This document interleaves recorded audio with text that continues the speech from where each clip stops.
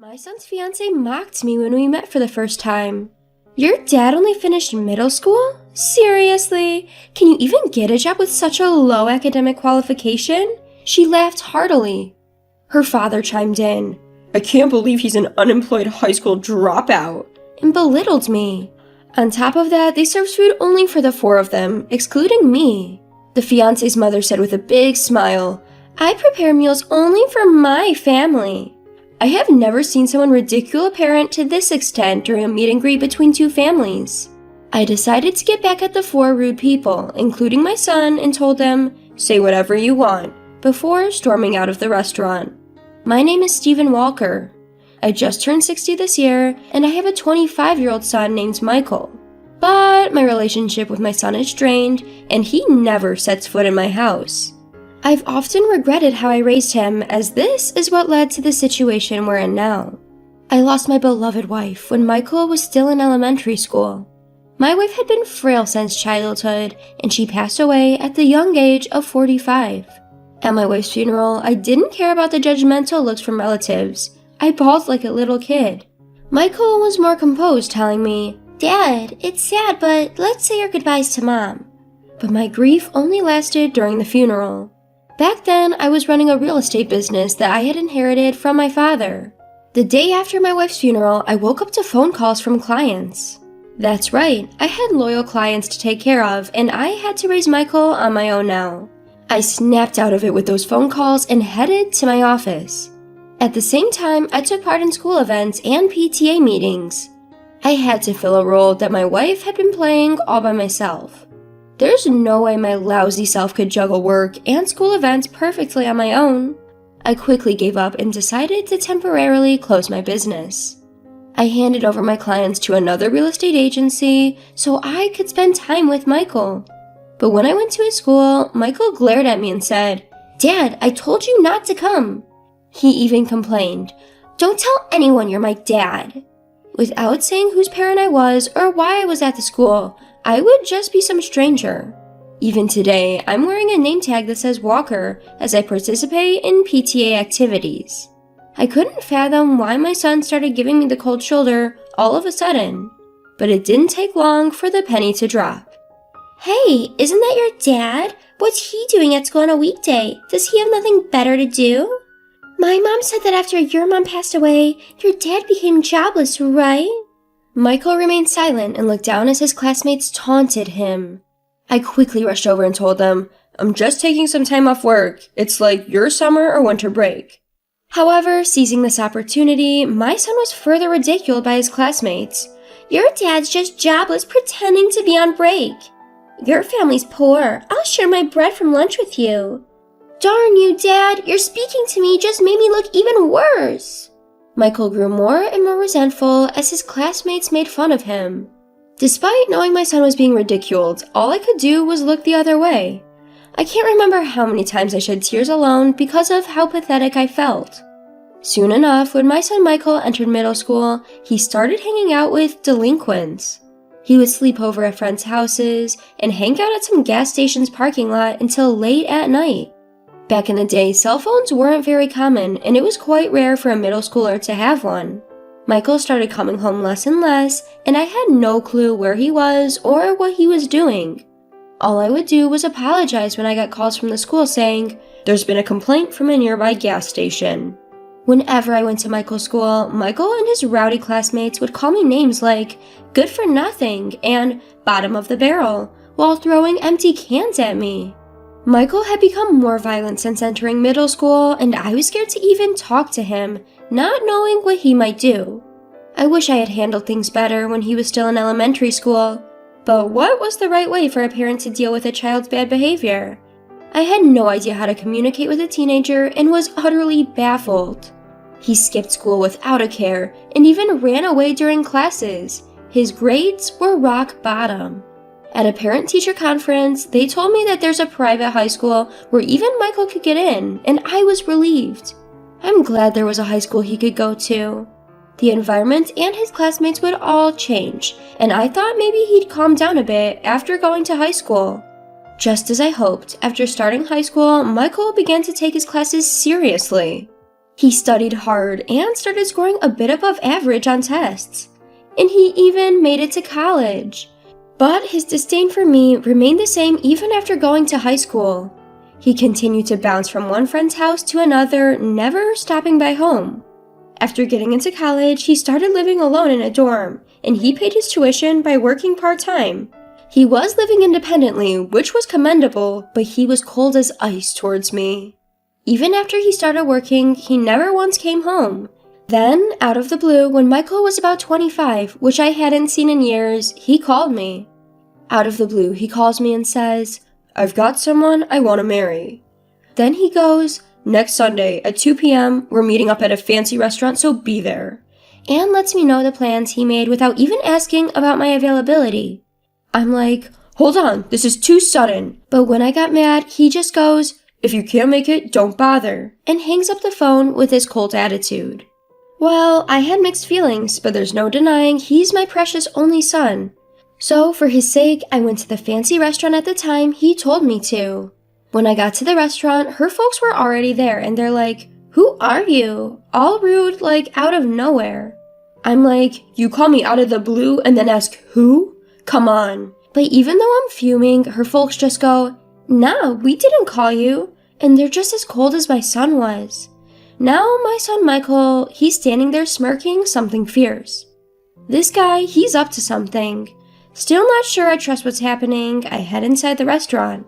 There's no talk about Michael or his partner Sarah. Instead, I was the center of their attention, who they had just treated like an intruder.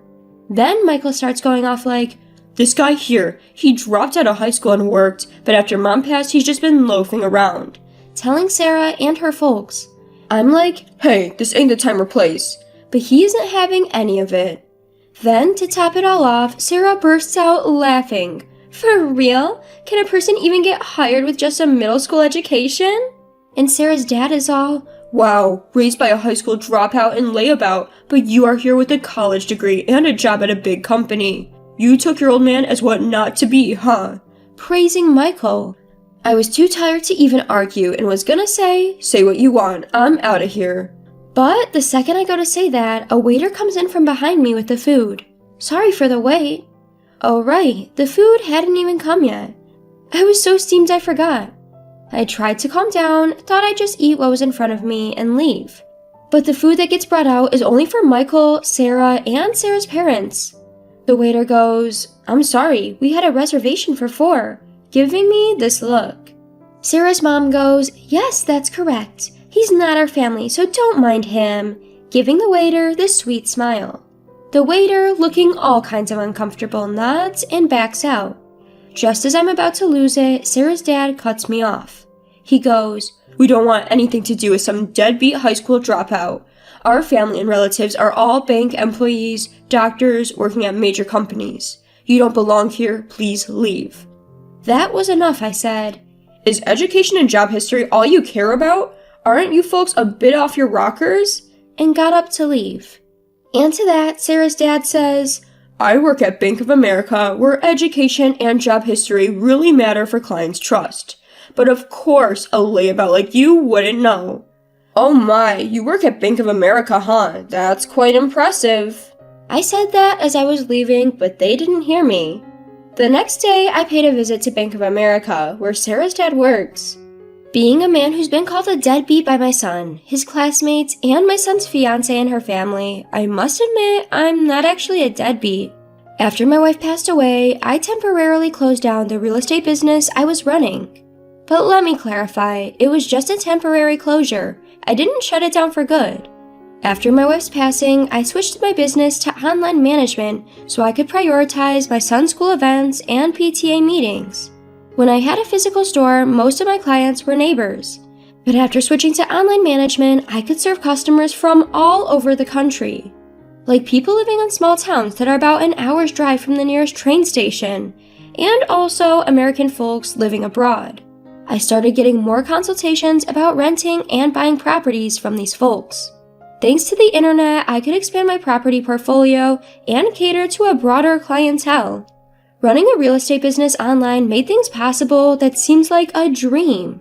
Additionally, I was quite active in stocks and investments as a hobby. Currently, I have $50 million deposited in Bank of America, where Sarah's dad works. Upon arriving at the bank, I promptly requested to speak with the branch manager and informed everything that happened the day before. I was told by one of your employees that this bank operates on trust built on educational background and work history. So I've lost all trust in this bank because of that statement. Could you please proceed with the account closure? As I said that, the branch manager kept apologizing profusely and finally explained the account closure process with a face on the verge of tears. Oh, I almost forgot about something important. There's this troublemaker who has not paid the rent for the apartment I own for 2 years.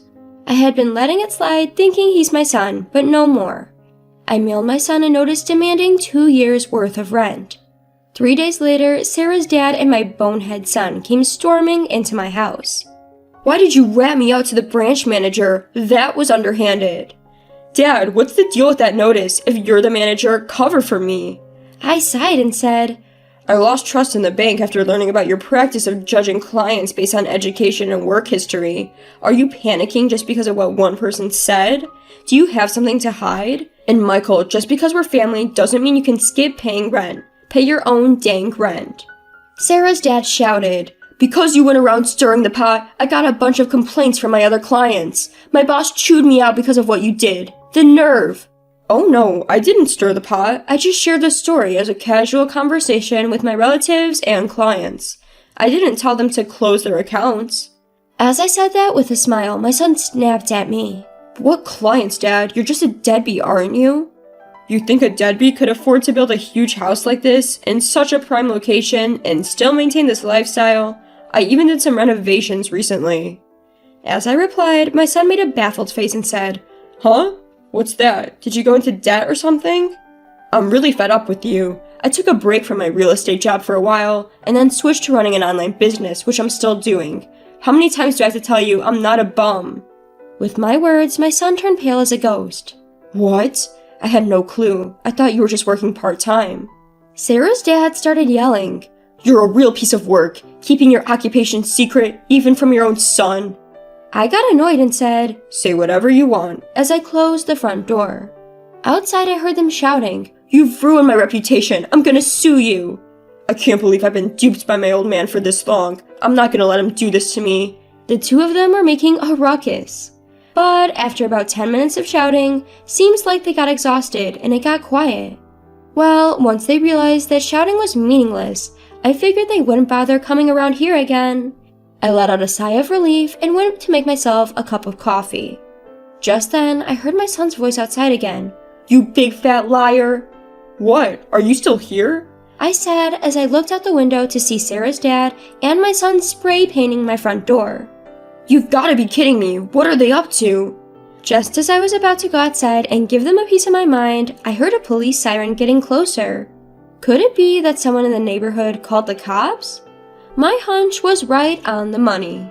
When I went outside, the two of them were being detained by the police, who showed up because of a neighbor's complaint. Ah, there he is, that big fat liar. I lost all my credibility at work because of him. As they shouted, the police calmly loaded them into the patrol car saying, All right, we'll take it from here. Then one of the officers, who seemed to have just noticed me, approached me with a strangely cheerful expression. Sir, would you please come with us to give your statement? Why me? But I guess I'm the victim here. I'm gonna spill the beans on all their shenanigans. When we got to the police station, I showed the cops a video from my phone. It was footage from the security camera I installed at my front door. The camera had recorded all their yelling and antics. What a great piece of evidence, the officer exclaimed with a sparkle in his eye, and my questioning was over in a jiffy. My son and Sarah's dad were given a stern warning by the police, and they had to sign a restraining order to keep their distance from me. And it turns out the whole neighborhood had witnessed their crazy behavior. One of my son's coworkers who lives nearby had been blabbering about it at the office. Hey, you won't believe it, but Michael was caught spray painting his own father's house and got hauled off by the cops. I was so shocked, I recorded the whole thing. My son became the talk of the town at his workplace and with clients, and his boss ended up demoting him. I went to report the incident to Bank of America again, where Sarah's dad worked. When I showed the manager the security camera footage on my phone, his face turned white as a sheet.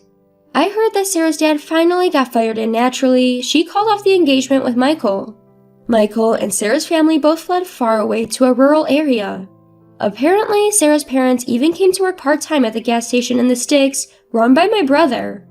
They're no good. Couldn't get the hang of stocking shelves no matter how many times I showed them. Had to give them the boot pronto. And word has it, the nearby gas stations and farmers did the same. According to my brother, it seems Sarah's parents can't land a steady job, and they're bouncing from one gig to another at gas stations and farms as a couple. Furthermore, I heard that Sarah showered her boyfriends, including my son, with high-end gifts like watches, and she was in debt because of that. The little money her parents make from their part-time jobs apparently goes straight into paying off their daughter's debts, and it's a mystery how they're making ends meet. It's been 5 years since then, and my son is now 30. It seems like he's changed for the better, after being treated with kindness from folks in the small town he moved to. He came to me a couple of times and apologized sincerely. I was naive and immature. I didn't even try to understand your job and just labeled you as a good-for-nothing. I can't apologize enough for how much I regret it. Seeing the change in my son's attitude, I decided to let him move in with me. Now he's working at a company near my place, and little by little, he's helping me out with my work too. But don't get me wrong, he's still wet behind the ears and I don't trust him completely. I'm hesitant to hand over all my work to him, but I'm gonna observe his behavior and attitude towards work and make decisions accordingly. If he proves he's really turned his life around, I might consider handing over the reins of my business. But if I told him that, he might get too excited and say, "For real? I'll hand in my 2 weeks notice tomorrow," and do something impulsive. I'm living with my son, holding on to the hope that one day I'll feel confident enough to trust him with everything.